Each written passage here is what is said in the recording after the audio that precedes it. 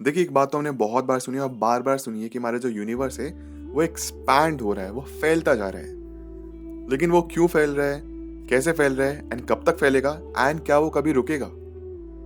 इसका डिस्कस करना शुरू करते हैं। देखिए, 13.8 billion years ago big bang हुआ, जिसकी वजह से हमारी यूनिवर्स क्रिएट होना शुरू हुआ और फिर वहीं से वो फैलना शुरू हुआ। वहीं से इन्फ्लेशन स्टार्ट हुआ, वहीं से एक्सपेंशन स्टार्ट हुआ यूनिवर्स का। उस टाइम पे ऑफ कोर्स जब यूनिवर्स नया नया बना था, बहुत गर्म था, गैलेक्सीज वगैरह उस इन्फ्लेशन में फैलते जा रही थी दूर दूर तक। बहुत वक्त लगा ठंडा होने में, चीज़ें बनी, सब कुछ प्रॉपर तरीके से स्टैब्लिश हुआ एंड फिर हमारा solar system and humans and everything. But जो हमारा यूनिवर्स है ना, फैलता जा रहा है, इसलिए ना हमारे लिए एज ऑफ द यूनिवर्स तक पहुंचना बहुत डिफिकल्ट है। क्योंकि अगर हमको लगता है कि हमारा यूनिवर्स यहाँ तक है, सम हाउ अगर हम यहाँ तक पहुंच भी जाते हैं, बाय टाइम हम यहाँ तक पहुंचेंगे वो और आगे निकल चुका होगा। फिर हम यहाँ पहुंचेंगे वो और आगे। इमेजिन करिए जैसे कोई बॉम्ब ब्लास्ट होता है ना, तो बॉम्ब ब्लास्ट में आप देखते हैं कि आग ऊपर तक निकलती है, लेकिन एक लिमिटेशंस होती है उसकी। अब इमेजिन करिए कि उस आग की कोई लिमिटेशंस ही नहीं है, वो फैलती जा रही है, फैलती जा रही है हर डायरेक्शन में। तो आप उस आग तक कैसे पहुंच जाएंगे? इसके टिप तक नहीं पहुंच पाएंगे, कि वह आप उसकी टिप तक पहुंचने की कोशिश करेंगे, वो और ऊपर तक चल जाएगी। तो ये बात है। इसलिए बिग बैंग के बाद एक्सपेंशन होता ही चले जा रहे हैं, होता ही चले जा रहे हैं। ऐसा मतलब ये नहीं कि हम खिंच रहे हैं और हम स्ट्रेच हो रहे हैं। पहले मुझे गलत लगता था, मुझे लगता था कि एक्सपेंशन में हम भी एक्सपैंड हो रहे हैं, बट इसका मतलब ये नहीं है। इसका मतलब ये है कि हमारा अगर अर्थ ये है या फिर जो हमारा यूनिवर्स है, इसके बाहर की जो हमारी गैलेक्सी के बाहर की जो और गैलेक्सी है, वो एक दूसरे बहुत दूर होती जा रही है, बहुत दूर। क्या ये कभी रुकेगा? इसके पीछे एक थ्योरी तो है, द बिग क्रंच थ्योरी। वो ये कहती है कि जैसे अगर रबर बैंड होता है ना, आप रबर बैंड को खींचेंगे और उसके बाद बिना तोड़ उसकी मैक्सिमम लिमिट पे लेके जाके उसको छोड़ेंगे, तो वापस वो कॉन्ट्रैक्ट हो जाएगा, है ना। तो सिमिलरली वैसे एक यहाँ पे थ्योरी भी है कि हमारा यूनिवर्स अभी एक्सपैंड हो रहा है, वैसे एक टाइम पे कॉन्ट्रैक्ट भी हो सकता है। और अगर कॉन्ट्रैक्ट हुआ तो मतलब रैपिड तरीके से अभी हमारा यूनिवर्स एक्सेलरेट कर रहा है, बहुत तेजी से बढ़ रहा है आगे, और फिर उतनी ही तेजी से वापस कॉन्ट्रैक्ट हुआ तो शायद लाइफ फॉर्म खत्म हो जाएगी। एंड हमें ये भी नहीं पता कि कब तक एक्सपैंड होगा, ये भी आइडिया नहीं है।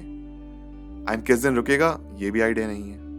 यहाँ पे सिर्फ थ्योरीज बनी है अभी तक, क्योंकि हम एज तक पहुंच ही नहीं पाए हैं, और पहुंचना भी इम्पॉसिबल है बिकॉज यूनिवर्स एक्सपैंड हो रहा है। लेकिन हाँ, समहाउ हमें कोई ऐसा एक चेक पॉइंट मिल जाए ना, इस पॉइंट तक यहाँ पे था एक एज या फिर एक कॉर्नर यूनिवर्स का, तो शायद हमको हमारे यूनिवर्स के ओरिजिन के बारे में कुछ ना कुछ पता चल सकता है, या फिर कुछ और ऐसी चीजें पता चल सकती है जिनके बारे में हमको ज्यादा मालूम नहीं है हम लोगों को। खैर, इसकी शुरुआत होती है एडविन हबल की डिस्कवरी के थ्रू इन द 1920s, जब उन्होंने नोटिस किया कि जो गैलेक्सीज की लाइट है ना, वो दूर होती जा रही है। रेड शिफ्ट कहा गया इस टर्म को। रेड शिफ्ट इसलिए बिकॉज विबग्योर जो टर्म होता है ना, violet, indigo, blue, yellow, orange, red, VIBGYOR, तो जो लास्ट है वो रेड है। जो स्पेक्ट्रम में जो लास्ट कलर है रेड है।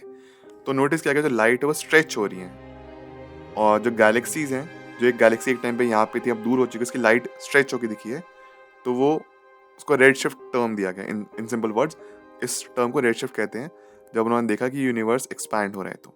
ओके, या फिर light from distance galaxies were red shifted because they were moving away from us. वो दूर होती ही जा रही थी। जो आज लाइट यहाँ पे आपको लाइट अब और छोटी दिख रही है, आपके पास में कोई लाइट है वो बड़ी दिखेगी, जब वो दूर हो जाएगी तो आपको और छोटी दिखेगी। तो यहाँ पे इस तरीके नोटिस किया गया कि अगर छोटा होते जा रहा है ऑब्जेक्ट तो दूर हो रहा है। फॉर एग्जाम्पल, जब आप गाड़ी चला रहे होते हैं, फिर आप वॉक करते जा रहे हैं, दूर का ऑब्जेक्ट आपको छोटा दिखता है, लेकिन आप पास जाते हैं तो बड़ा दिखने लगता है। सिमिलरली ऑपोजिट, जब आप किसी ऑब्जेक्ट से दूर जाते हैं वो छोटा होते जाते हैं। अब वो ये रहे कि सिमिलरली यूनिवर्स में नोटिस किया जा रहा है कि चीज़ें दूर होती जा रही हैं। And specifically in the late 90s, अगर 30 साल पहले की बात की जाए, तो यहाँ पे ये भी डिस्कवर किया गया कि ये रैपिडली हो रहा है, एक्सेलरेट कर रहा है, बहुत तेजी से हो रहा है। क्यों हो रहा है? इसके पीछे डार्क एनर्जी का कॉन्सेप्ट दिया गया है, जिससे 68% हमारा यूनिवर्स बना भी हुआ है।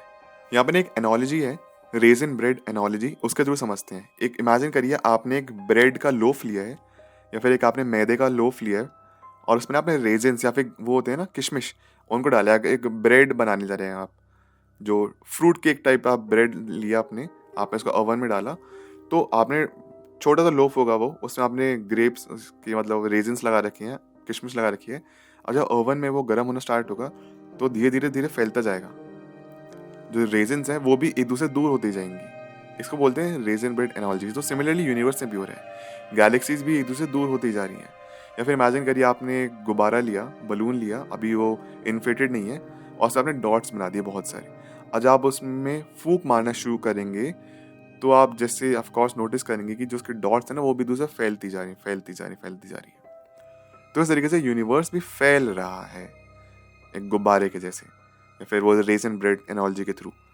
लेकिन big crunch could be one thing कि अगर फैला है तो वापस भी जा सकता है अपनी लिमिट पे जाके, या फिर इन्फिनाइटली वो फैलता जाए। बिकॉज हमको मालूम नहीं है ना कि बिफोर यूनिवर्स क्या था, बिग बैंग से पहले क्या था। जेम्स वेब स्पेस टेलीस्कोप के थ्रू हमको और भी चीज़ें पता चली। कुछ ऐसे हमने डिस्टेंट इतनी दूर दूर की गैलेक्सीज देखी जिनके बारे में हमें मालूम नहीं था।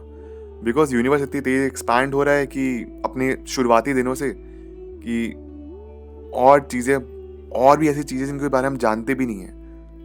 जब बिग बैंग हुआ, जो स्टार्टिंग की चीज़ें थी वो ही अभी एज पे हैं उसके। मतलब सबसे ज़्यादा जो इन्फ्लेशन हो रहा है उनका, ये पे जो सबसे ज़्यादा फैलते जा रहे हैं, ये अगर बिग बैंग हुआ है तो सबसे पहली जो चीज़ निकली है वही तो अभी तक सबसे दूर पहुंच चुकी है हमसे, और दूर हो गई है वो। तो हमें एग्जैक्टली पता भी नहीं है वहाँ पे क्या है। शायद हो जाता है वो एक इमेजिनरी वॉल हो, फिर वही इमेजिनरी एक क्लाउड हो गैस का जो कि वहाँ तक जा रहा है, लेकिन हम वहाँ तक पहुँच नहीं सकते। हम बहुत बहुत दूर है वो हमसे। Einstein's theory of general relativity ने काफ़ी चीज़ें बताई हैं, बट उनमें से एक चीज़ ये भी थी कि उन्होंने खुद बोला था कि universe can not remain static, या तो एक्सपैंड होगा या फिर कॉन्ट्रैक्ट करेगा। लेकिन कमाल की बात यह है कि आइंस्टाइन भी इंसान है, वो भी इंसान थे, उनसे भी गलती हुई थी और उन्होंने पहले इस आइडिया को डिसमिस किया था। लेकिन ऑफकोर्स फिर हबल की डिस्कवरी हुई एंड उसके बाद इन्होंने अपनी लाइफ का one of the biggest blender का है। आइंस्टाइन ने पहले अपने इस आइडिया को डिसमिस किया कि यूनिवर्स एक्सपैंड नहीं हो सकता, लेकिन फिर ये कहा कि हाँ ये one of the biggest blunders है मेरी लाइफ का, जहाँ पे इन्होंने एक आइडिया को डिसमिस किया था, लेकिन खुद भी फिर इस बात पे एग्री किया कि हाँ ठीक है कि यूनिवर्स एक्सपैंड कर रहा है, और may be big crunch theory के अकॉर्डिंग मे बी एक दिन वापस कॉन्ट्रैक्ट कर जाएगा वो। लेकिन अगर यूनिवर्स एक्सपैंड करता ही रहा, ऐसे कुछ लिमिटेशन नहीं तो क्या होगा? मे बी जितने भी स्टार्स हैं गैलेक्सीज के वो बर्न आउट हो जाएंगे, उनका जो आसान भाषा में उनका फ्यूल है वो खत्म हो जाएगा, उनका जो हाइड्रोजन है वो खत्म हो जाएगा एंड वो आइसोलेटेड हो जाएंगे, वो ठंडे हो जाएंगे और फैलते ही रहेंगे।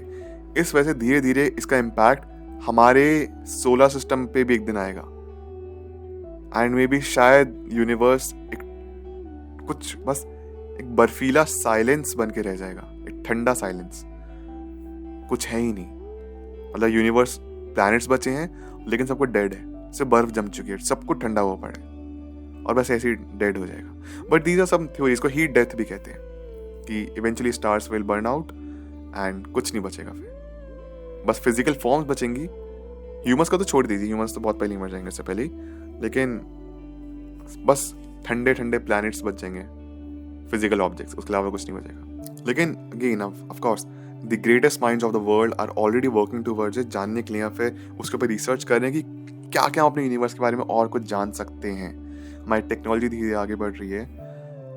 हबल ग्रेट साइंटिस्ट भी रहे हैं जिन्होंने हेल्प करे यूनिवर्स के बारे में जानने के लिए, डिस्कवरीज की हैं कि यूनिवर्स एक्सपैंड कर रहे हैं। मे बी आने वाले कुछ सालों में हमको यूनिवर्स के बारे में और भी कुछ पता चले कि यूनिवर्स का स्टार्टिंग पॉइंट कैसा था, सेंटर क्या है, या फिर एंड पॉइंट क्या है, कि क्या एक्सपेंशन कभी रुकेगा या नहीं, और एक्सपेंशन हमारे लिए अच्छा है या बुरा है, ये भी जानना के बारे में हमको शायद आगे कुछ सालों में पता चले।